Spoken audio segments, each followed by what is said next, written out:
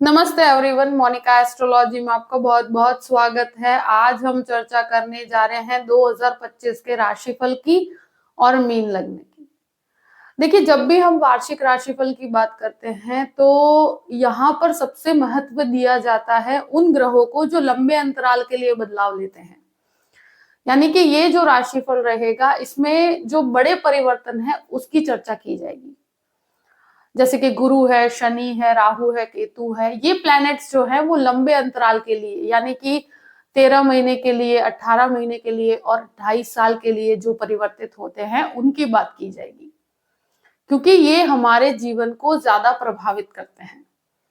और सूर्य है, बुध है, शुक्र है, ये जो प्लैनेट्स हैं वो 15 दिन, 20 दिन, महीने, 1.5 महीने के अंतराल पे बदलाव लेते रहते हैं। तो उसकी चर्चा हम मंथली वीडियोस में कर सकते हैं। मगर जब वार्षिक राशिफल की बात होती है तो हम ये जो वीडियो है उसमें यही चर्चा करेंगे कि मीन लग्न के अंदर गुरु, शनि, राहु, केतु का ट्रांजिट जो 2025 के राशिफल में किस प्रकार के आपके जीवन में फल दे रहा है। तो सबसे पहले जो इस वर्ष का परिवर्तन, जो सबसे बड़ा परिवर्तन होने वाला है, शनि जो है 29 मार्च 2025 यानी कि 29 मार्च को मीन राशि में प्रवेश करेंगे और 13 जुलाई से 28 नवंबर तक यानी कि 138 डेज के लिए वक्र अवस्था में आएंगे। तो शनि मीन लग्न के अंदर अभी 12वें घर में चल रहे हैं यानी कि कुंभ राशि के अंदर, और अब वो आएंगे आपके लग्न के अंदर। तो देखिए, जब 12वें घर में शनि थे वो स्वग्रही थे और शुरू के 3 महीने तक वो वहीं पर स्थित रहेंगे और फिर तीसरे महीने में उनका जो परिवर्तन लग्न में आएगा। तो ये जो परिवर्तन है, जो लग्न का शनि रहता है, तो ये एक प्रकार से कहा जाए कि यहाँ पर आपको मेहनत की तरफ आगे बढ़ाएगा। ये 11वें स्थान का स्वामी बनकर आपके लग्न में बैठेगा, तो आपके जीवन के अंदर जो भी मेहनत करेंगे उतना प्राप्त करने में ये आपको मदद करेंगे। और थोड़े समय के लिए यहाँ राहु के साथ भी युति बनाएंगे ये 1-1.5 महीने के अंतराल के लिए। तो वो समय आपके लिए थोड़ा सा ज्यादा मेहनत वाला होगा जैसे ही शनि का ट्रांजिट होता है। तो शनि लग्न के अंदर होने पर व्यक्ति को बहुत ज्यादा काम की तरफ लेकर जाता है, बहुत ज्यादा, एक तरह से कहा जाए कि स्ट्रगल भी कह सकते हो, क्योंकि कभी भी इजीली इसमें चीजें प्राप्त नहीं करता। व्यक्ति हमेशा हर परिस्थिति के अंदर उसको जो कहते हैं ना कि लंबे रास्ते से शनि लेकर जाता है, तो शॉर्टकट यहाँ पर कहीं पर भी आपको नहीं प्राप्त होगा। तो लग्न का शनि आपको वेल प्लान्ड होकर आपको डिसिप्लिन सिखाने में मदद करेंगे, आपको किस मार्ग पे चलना चाहिए, और हमेशा वो कठिन मार्ग पे चलना ही शनि सिखाता है। तो मीन लग्न के लिए लग्न में जो शनि होगा वो डिसिप्लिन, मेहनत और संघर्ष का कारक है। तो यहाँ पर आपको कंप्लीटली जो भी काम करेंगे उसके अंदर 100% आपकी मेहनत के ऊपर ही डिपेंड होकर कार्य करना होगा। टेक्निकली वो परफेक्ट बनाते हैं, मगर कहीं ना कहीं थोड़ा सा आलस्य का प्रॉब्लम भी इस समय में रहेगा कि अगर आप कहते हैं ना कि लेजीनेस की तरफ जाएंगे या बहुत ज्यादा लेजीनेस के अंदर रहेंगे तो आपके लिए नुकसानकारक है। शनि का एक दृष्टि संबंध आपके तृतीय स्थान पे पड़ता है, एक संबंध आपके 7th हाउस पे पड़ता है और एक दशम भाव पे पड़ता है। तो यहाँ पर तृतीय स्थान पे ट्रैवलिंग के अंदर मेहनत करने में वो आगे बढ़ाता है, लोगों से कनेक्शन बनाने में मदद करते हैं। बहुत ज्यादा आपको कनेक्ट करना पड़ेगा लोगों को। कहीं पर काम है तो आपको 2 से 3 बार आगे से अप्रोच करना पड़ेगा, तब जाकर आपका कार्य बनेगा। तो ये कनेक्टिविटी बढ़ाता है। यहाँ दौड़ भाग, ट्रैवलिंग बहुत ज्यादा रहेगा। दूसरी चीज, शनि का जो 7th हाउस पे दृष्टि संबंध है वो गृहस्थ जीवन के अंदर उतार चढ़ाव की परिस्थितियां क्रिएट करता है, पार्टनरशिप में उतार चढ़ाव की परिस्थितियां क्रिएट करता है, मूड स्विंग्स का आपको मैरिड लाइफ में एक अनुभव होगा जहां पर आप लोगों के काफी डिसएग्रीमेंट और इस तरह की परिस्थितियां रहेगी। तो वहां आपको बैलेंस बनाकर चलना होगा। शनि की एक दृष्टि दशम भाव पर पड़ती है, तो कार्यस्थल में, क्योंकि ये आपका 12th लॉर्ड बनकर भी है और आपका 11th लॉर्ड बनकर भी है, तो फॉरेन लैंड्स की अपॉर्चुनिटीज बहुत अच्छी रहेगी, फाइनेंशियल गेन भी मिलेंगे, मगर जितना पैसा मिलेगा उससे 4 गुना यहाँ संघर्ष, मेहनत और डीलेस का आपको सामना करना पड़ेगा। तो मेहनत को आप बिल्कुल भी कॉम्प्रोमाइज नहीं कर सकते। काम के अंदर ओवरलोड वर्क, ओवरलोड कहते हैं ना कि ज्यादा काम होने की वजह से आपको फ्रस्ट्रेशन हो सकता है, या ऑफिस में अगर काम कर रहे हैं तो आपके ऊपर अथॉरिटीज के द्वारा ज्यादा काम लाद दिया जाए, तो ये परिस्थिति आपको इस समय के दौरान महसूस होगी। तो शनि का इस प्रकार से ट्रांजिट है, और वक्री शनि के अंदर आपकी मेहनत, देखिए लग्न के अंदर है तो यहाँ आपको डेफिनेटली स्वास्थ्य का, जब वक्री शनि रहेगा तब ध्यान रखने की जरूरत रहेगी, आपकी खुद की हेल्थ को लेकर आपको सतर्क रहना है। और यहाँ पर शनि का ट्रांजिट जैसे ही होता है 1.5 महीने तक आपके लिए थोड़ा सा मुझे लगता है कि संघर्षमय समय रहेगा, जहां पर कोई भी डिसीजन लेते हैं तो एक ड्युअलिटी रहेगी, एक तरह से कहा जाए कंफ्यूजन रहेगा कि क्या किया जाए। तो बहुत सोच समझ के यहाँ पर निर्णय लेने हैं आपको। और वक्री शनि के अंदर आपको स्वास्थ्य से संबंधित कोई भी समस्याएं होती है तो अपने स्वास्थ्य का ध्यान रखिए, बोन से कनेक्टेड प्रॉब्लम्स हो या किसी भी प्रकार की समस्या हो। तो यहाँ वक्री शनि में एक चीज है कि ओवरलोड वर्क रहता है, और जितना होता है उससे 4 गुना वो बढ़ जाता है काम। तो फाइनेंशियल फ्लो आपके लिए बेहतर रहेगा, तो वो एक पॉजिटिव एस्पेक्ट। अब बात करते हैं गुरु के ट्रांजिट की। तो गुरु जो है वो 14 मई से मिथुन राशि में प्रवेश करेंगे और 1 जून 2026 तक ये यहीं पर है। बीच में थोड़े अंतराल के लिए 18 अक्टूबर से 5 दिसंबर को गुरु कर्क राशि के अंदर जाएंगे, फिर वापस से मिथुन राशि के अंदर वो प्रवेश करेंगे। तो गुरु के 3 ट्रांजिट हो रहे हैं इस पूरे ही वर्ष में, जो आपके जीवन के अंदर बहुत डिफरेंट डिफरेंट एरियाज को अफेक्ट करेंगे। तो 14 जून से पहले के गुरु की बात करते हैं, जो अभी ट्रांजिट में गुरु चल रहा है वृषभ राशि के अंदर। तो लग्नेश का 3य स्थान में होना, तो ये जुपिटर रहेगा 14 मई तक। तो यहाँ पर जब लग्नेश 3य भाव में है शुरू के 4.5 महीने के लिए, तो ये एक ऐसी अवस्था है जो ट्रैवलिंग, कनेक्टिविटी और फॉरेन लैंड से कनेक्टेड हर कार्य में सफलता देता है। और मुझे लगता है ये आपके बच्चों के एजुकेशन के लिए ये गुरु बहुत ही भाग्यशाली है। आपके आत्मविश्वास को ये टूटने नहीं देगा, हर परिस्थिति में ये आपको मजबूत बना के रखता है। तो ये बहुत ही वेल प्लान्ड, वेल एजुकेटेड और बहुत ही एक तरह से कहा जाए कि व्यवस्थित रूप से आपका मार्केटिंग, एचआर, हर तरह की परिस्थितियां आपके लिए फेवरेबल है। यहां से गुरु की 3 दृष्टियां रहेगी, जो आपके 7th हाउस पे, आपके 9th हाउस पे और आपके 11th हाउस पे रहेगी। तीनों ही बहुत शुभ है।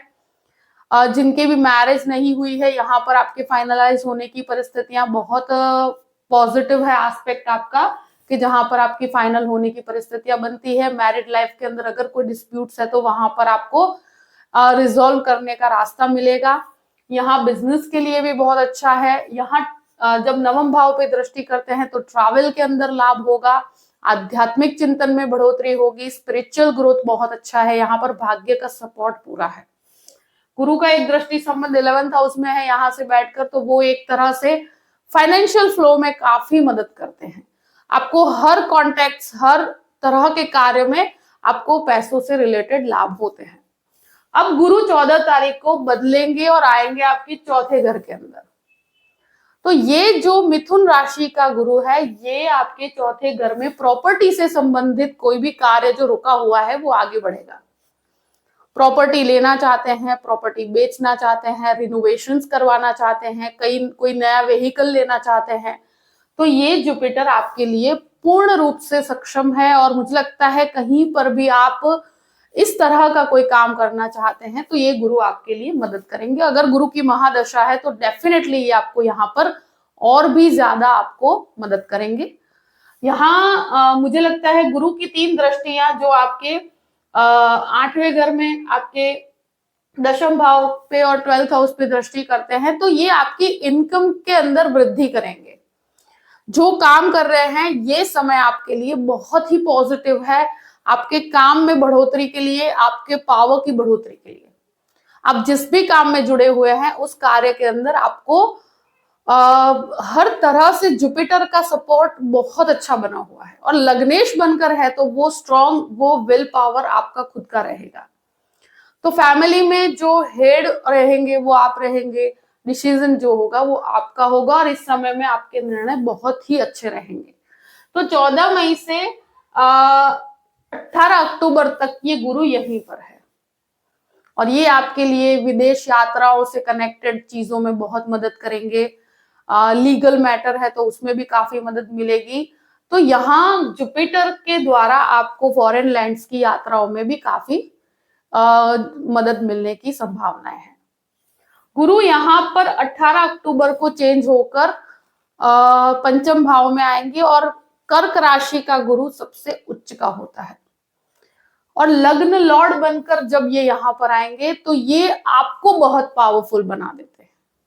भाग्य कारक परिस्थिति है ये, क्योंकि गुरु आपका दशम भाव का स्वामी होकर यहाँ बैठा है, तो ये आपके लिए बहुत ही अच्छा समय रहेगा फाइनेंशियल ग्रोथ के हिसाब से। यहाँ संतानों, जिसके भी बच्चों की मैरिजेस के अंदर बाधाएं आ रही है, तो ये समय यानी कि 18 अक्टूबर से 5 दिसंबर का समय उनके बच्चों के जीवन के लिए, मैरिजेस के लिए बहुत अच्छा समय रहेगा। एजुकेशन, जो भी बच्चे मतलब मीन लग्न के लोग हैं और उनके संतान है, तो यहाँ ये समय में संतानों के विदेश जाने का योग बनता है। संतान को कहीं अच्छी जगह पर एजुकेशन में कोई अच्छा परिणाम, कुछ उच्च स्तर पर एजुकेशन की तरफ आगे बढ़ना, या कहीं पर कोई बहुत अच्छे स्थान पर वो जा सकते हैं कि जहां पर आपके लिए बहुत पॉजिटिव समय रहेगा ये। तो संतानों के जीवन में एक पॉजिटिव न्यूज कोई भी प्रकार की हो सकती है, ये आपके जीवन में गुरु लेकर आएगा। तो ये गुरु का जो ट्रांजिट है, यहां से भी वो भाग्य स्थान पे देखते हैं, आपके 11th हाउस को देखते हैं, और यहाँ लग्न को भी देखते हैं। तीनों ही दृष्टियां बहुत अच्छी हैं स्पिरिचुअल जर्नीज के लिए। अगर पीएचडी करना चाहते हैं तो भी ये जुपिटर यहाँ पर बहुत ही फायदेमंद रहेगा आपके लिए। यहाँ पर दान दक्षिणा, आध्यात्मिक चिंतन में आपका इंटरेस्ट बहुत बढ़ेगा, और मुझे लगता है कि ये एक बहुत ही पॉजिटिव समय है, क्योंकि शनि और गुरु का दृष्टि संबंध रहेगा। तो यहाँ व्यक्ति को योगा, प्राणायाम और इस प्रकार की जो कहते हैं ना मेडिटेशन है, इन चीजों में इंटरेस्ट बहुत ज्यादा बढ़ता है। दान दक्षिणा में इंटरेस्ट बढ़ता है, मंत्र साधना में इंटरेस्ट बढ़ता है, और ये एक स्पिरिचुअल जर्नी की तरफ वो आगे बढ़ता है। यहाँ फाइनेंशियल ग्रोथ भी बहुत आपका ये समय में अच्छा रहेगा। तो गुरु हर प्रकार से तीनों ही ट्रांजिट में आपके लिए बहुत फायदे कारक है, और लग्न लॉर्ड बनकर है तो हर तरह से आप मजबूत रहेंगे। यहाँ पर गुरु के ट्रांजिट से आपको मदद मिलेगी। अब बात करते हैं राहु के ट्रांजिट की और केतु के ट्रांजिट की। देखिए, राहु लग्न में चल रहे हैं, और राहु का ट्रांजिट होगा 18 मई को कुंभ राशि में। तो ये राहु आपके लग्न से आपके 12वें घर में जा रहे हैं, और यहाँ केतु आपके 7th हाउस से आपके 6th हाउस के अंदर जा रहे हैं। अब यहाँ क्या होगा कि देखिए, शुरू के पहले तो यहाँ लग्न के राहु की बात करते हैं, तो शुरू के 18 मई तक की जो परिस्थिति है, ये व्यक्ति को बहुत ज्यादा ओवर एम्बिशियस बना देती है। बहुत ज्यादा व्यक्ति फ्रस्ट्रेटेड रहता है अपने विचारों से, और वर्कलोड, बहुत ज्यादा एम्बिशंस होना, बहुत ज्यादा सपने होना, और कभी कभी वो काल्पनिक सपने भी बना देता है, क्योंकि लग्न का राहु व्यक्ति को एक माया के अंदर जकड़ के रखता है। तो आपको बहुत प्रैक्टिकल होके चलना है यहाँ पर, व्यक्ति को बहुत सोच समझ के डिसीजंस लेना है, और कोई ऐसे फेक वर्ल्ड में नहीं रहना कि हम ये कर देंगे, इस प्रकार के डिसीजन ले लेंगे। तो देखिए, 2 से 3 जन की सलाह लेकर काम करना है, और शुरू का जो समय है वो कंफ्यूजन से भरा हुआ ही रहेगा। किस दिशा में जाना चाहिए, क्या करना चाहिए, कहाँ मूवमेंट लेना चाहिए, ये डिसीजंस के अंदर आपको एक कंफ्यूजन रहेगा, तो आप किसी की एडवाइस लेकर कार्य कीजिए, भले आपके गुरु की एडवाइस लीजिए, आपके सुपीरियर्स की, आपके पेरेंट्स की, जिसकी भी आप एडवाइस लेना चाहते हैं। यहाँ राहु बहुत ज्यादा विचारशील, बहुत ज्यादा एम्बिशियस बना देता है व्यक्ति को, सोच समझ के आगे बढ़ने की क्षमता के अंदर ये थोड़ा सा हर्डल्स क्रिएट करता है। और केतु 7th हाउस में मैरिड लाइफ के अंदर प्रॉब्लम्स क्रिएट करता है। यहाँ मुझे लगता है राहु लग्न से निकल, क्योंकि लग्न के ऊपर है तो ये आपके खुद के स्वभाव के ऊपर है, जो चिड़चिड़ापन, जो फ्रस्ट्रेशन ये क्रिएट करता है लग्न के अंदर राहु बैठा हुआ। अब राहु आएंगे आपके 12th हाउस में, और यहाँ पर मुझे लगता है कि ये समय के अंदर शनि यहां से निकल चुके होंगे और राहु यहां पर आएंगे, केतु यहाँ आपके छठे घर के अंदर आएंगे। तो अब राहु कुंभ राशि के अंदर है, जो शनि की राशि है। पहले लग्न के अंदर गुरु की राशि थी, अब शनि की राशि है, और शनि बैठा है आपके लग्न के ऊपर। तो यहाँ मुझे लगता है कि व्यर्थ के खर्चे यहाँ पर बढ़ सकते हैं, क्योंकि खर्च के घर में आ रहा है। तो कहते हैं ना कि जो फैमिली एक्सपेंसेस, हेल्थ के पीछे फैमिली के अंदर किसी के एक्सपेंस हो सकता है, ट्रैवलिंग के पीछे बहुत एक्सपेंस होगा, विदेश यात्राओं के पीछे खर्च बहुत होगा, मगर ऐसे खर्चे जो कोई प्लानिंग नहीं करी, आपने कुछ सोच समझ के नहीं किया, मगर अचानक से आपको कुछ ऐसे खर्चे उठाने पड़ सकते हैं। कुछ मतलब बच्चों के पढ़ाई के पीछे आपको एक्सपेंस हो सकता है, कोई हेल्थ इशू की वजह से फैमिली मेंबर्स के आपके खर्चा हो सकता है, पर यहाँ खर्च बहुत ज्यादा है। जैसे ही राहु यहाँ पर आएंगे, कोर्ट कचहरी के पीछे भी यहाँ पर ये राहु खर्च करवाता है। जिनके भी कोर्ट केसेस चल रहे हैं, तो 18 मई के बाद ऑलरेडी यहाँ पर मुझे एक्सपेंसेस दिख रहे हैं। कोर्ट कचहरी के मामलों में कंफ्यूजन और झगड़े विवाद यहाँ पर बढ़ सकते हैं, और स्पेशली जिनके राहु की महादशा कुंडली के अंदर चल रही होगी, तो उनको इसका असर बहुत ज्यादा होगा। तो अगर कोर्ट कचहरी का मैटर है, तो राहु मुझे लगता है कि अगर 18 मई के बाद कोई डिसीजन आना है, तो यहाँ पर प्रॉब्लमेटिक सिचुएशन है, खर्च बढ़ सकता है। अपने खर्चों को 18 मई के बाद बहुत प्लान करके चलना होगा। और ये विदेश के एजुकेशन के लिए बहुत अच्छा है, मेडिसिन और आईटी क्षेत्र के स्टूडेंट्स के लिए बहुत अच्छा है। यहाँ एक पॉजिटिव एस्पेक्ट इसका ये है कि जो भी स्टूडेंट है और विदेश जाना चाहते हैं, तो फॉरेन ट्रैवलिंग के अंदर ये पूर्ण रूप से मदद करेंगे आपको, स्टूडेंट्स के लिए खास, और जिनके भी ट्रैवलिंग का काम है उनके लिए बहुत अच्छा है ये। बाकी ये हर तरह से मतलब पढ़ाई में खर्चा करवाना, फ्रेंड्स के पीछे खर्चा कर देना, किसी को हेल्प कर देना, मगर ये आपके पैसों को, आपकी सेविंग्स को ये खराब करने की कोशिश करेगा। तो यहाँ ये चीज का आपको बहुत ज्यादा ध्यान रखना है। जब यहाँ केतु की बात की जाती है, छठे घर के अंदर केतु, देखिए स्थान परिवर्तन, और वो भी शनि के यहाँ आने के बाद कोई भी प्रकार का स्थान परिवर्तन, आपको रीलोकेशन या कहीं पर कोई दूसरे जगह पर आप जाकर या दूसरी कंपनी में आप स्विच करना चाहते हैं, तो इस प्रकार की परिस्थितियां ये आपको करवाता है। तो केतु का यहाँ छठे घर में आना, ये आपके जॉब के अंदर बदलाव लाने की कोशिश करेगा। बहुत सोच समझ के बदलाव कीजिएगा, तो आपके लिए बेहतर रहेगा। यहाँ पर जल्दबाजी में डिसीजन लेने से बचना चाहिए। थोड़ा एक्सपीरियंस के साथ, एक अच्छे प्लेसमेंट के साथ आप आगे बढ़ेंगे तो प्रॉब्लम नहीं आएगी। तो मुझे लगता है कि ये जो राहु के परिवर्तन से आपको खर्चों के ऊपर सबसे ज्यादा ध्यान रखना है। अगर कोई भी प्रकार का प्रॉपर्टी का केस चल रहा है या कोई भी प्रकार का डाइवोर्स केस चल रहा है, तो यहाँ पर मुझे लगता है प्रॉब्लम्स बढ़ सकती है। तो केसेस के अंदर और हेल्थ इश्यूज अगर घर में चल रहे हैं, तो ये मेडिसिन के पीछे बहुत खर्च करवाता है। तो इस प्रकार की प्रॉब्लम्स आपको फेस करने को मिलेगी, मगर जुपिटर का एक पूर्ण सपोर्ट आपके साथ बना हुआ है, तो उसके ऊपर ध्यान में रखते हुए आप अपने पूरे ही वर्ष को ध्यान में रखकर आगे बढ़िएगा। तो गुरु, शनि, राहु, केतु इस प्रकार से आपके पूरे ही वर्ष को अफेक्ट करेंगे। मुझे लगता है कि इस वर्ष आपके लिए सबसे बेस्ट उपाय रहेगा कि आप शिव आराधना कीजिए। ओम नमः शिवाय का जप करने से आपको सबसे ज्यादा लाभ रहेगा।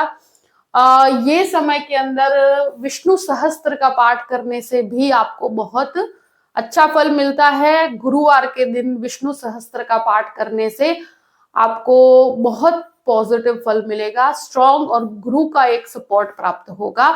पीपल में जल अर्पित करना भी आपके लिए बहुत अच्छा है। गुरुवार के दिन रोज करते हैं तो बहुत अच्छा है।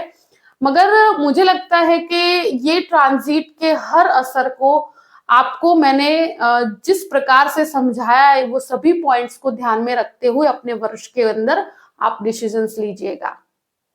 आई होप कि ये वीडियो आपको पसंद आया होगा। पसंद आया हो तो लाइक भी कीजिएगा और सब्सक्राइब भी कीजिएगा। Thank you so much. जय श्री कृष्ण।